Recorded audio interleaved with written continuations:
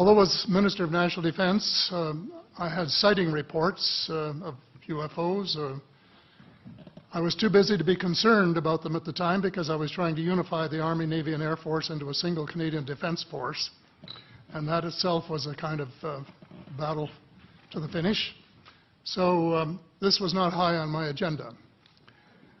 But about 10 years ago, I started getting interested due to a young man from Ottawa sending me material on the subject. I told him I was too busy to read it, but he had confidence that someday I would. It took me a while to get around to reading it, but I took it for my summer reading in 2005 and was really impressed with what was contained in it.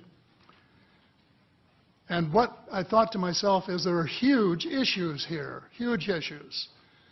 And the American people and the people of the world have a right to know what's going on because they're part of it. It's not just an isolated thing. I accept the invitation of Victor Vigiani, who's over here somewhere, and his cohort, Mike Bird, to speak to a symposium at the University of Toronto. And I said, UFOs are as real as the airplanes flying overhead.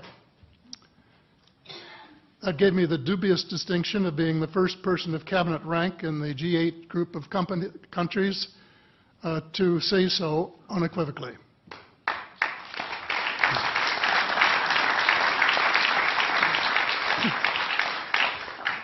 In the 1960s sometime, it was a flotilla of UFOs headed south that crossed into NATO territory in Europe.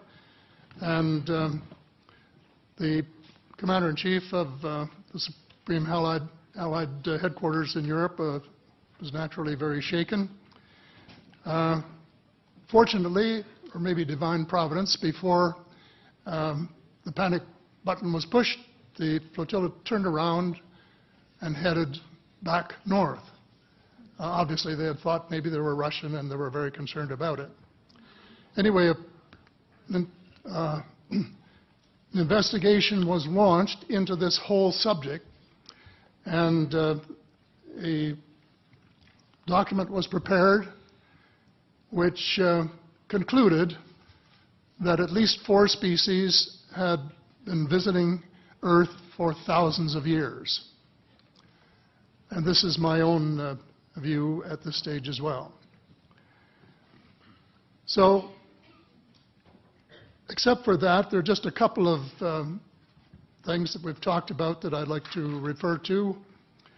And one was that we were referring to them as they until this morning when Linda Moulton Howe, I think she was the first one, actually named 3 different species.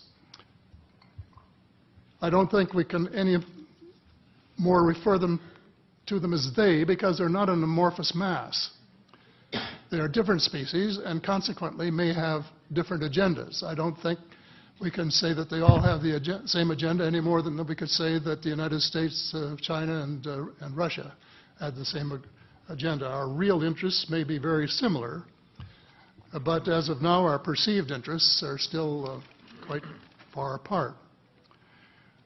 One more observation before I begin what I want to say, and that is that we spent quite a bit of time talking about the 66-year-old cadavers, and I was glad to have Linda this morning finally say that there are live ETs on Earth at this present time, and at least 2 of them probably working with the United States government. The other species that I learned about not too long ago was called the tall whites. And this is when Paula Harris broke the story just a few years ago.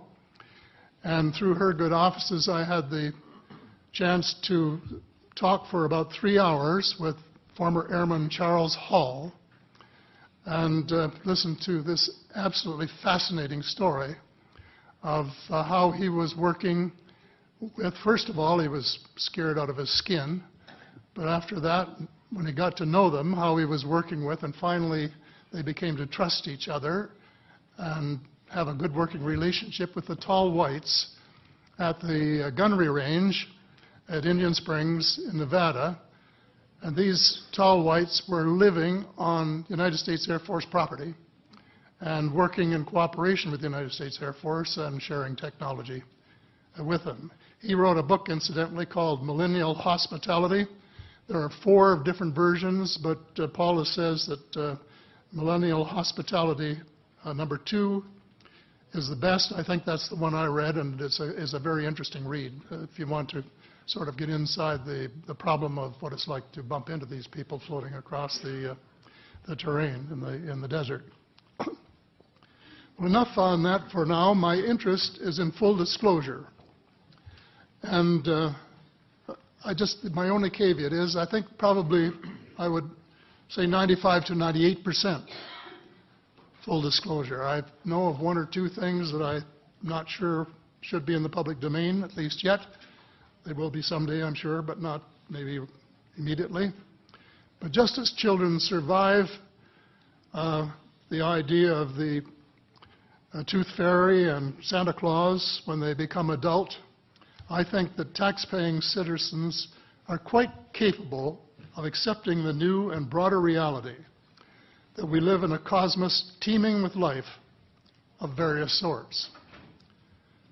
The fact that some other civilizations are more advanced than we are may be humbling. It exists, and it's being kept secret by the same vested interests who control our destiny. Who are these vested interests, and what are they up to? Well, Senator, you were talking about a military junta. In my opinion, that is true, but I have broadened and deepened the definition to cabal, and the cabal comprises members of the 3 sisters: the Council on Foreign Relations, the Bilderbergers, and the Trilateral Commission, the International Banking Cartel, the Oil Cartel, members of various intelligence organizations, and select members of the military junta, who together have become a shadow government of not only the United States, but of much of the Western world. The aim of the game is a world government comprising members of the cabal who are elected by no one and accountable to no one. And according to Mr. Rockefeller, the plan is well advanced. Does this help you to understand why our civil rights are being taken away from us? I say us, because Canada too was included in the grand plan. So here we are more than a decade later fighting another war that can't be won. There is no country on earth powerful enough to protect its citizens against fanatical hate, as we learned from the Boston Marathon. And the mere attempt to pursue the impossible pits neighbor against neighbor and the state power structure against everyone. All of the freedoms won by the millions of men and women who fought and died in World War II are being flushed unceremoniously down the drain. The only hope of peace is a negotiated settlement. This will require a paradigm shift in American attitudes. It involves a de facto renunciation of the plan for a new American energy and the adoption of a pledge of cooperation with all humankind to build the kind of world which we are collectively capable of. Young people everywhere need to be challenged by a noble cause. They need to be involved in arresting global warming, creating a banking system that is just and sustainable, and lead the way in the transformation to the new reality that we have to live in harmony with our celestial neighbors, as well as seeking peace on earth. In a word, we have to become spiritual beings and practice the one tenet that the world's major religions have in common, and that is the Golden Rule.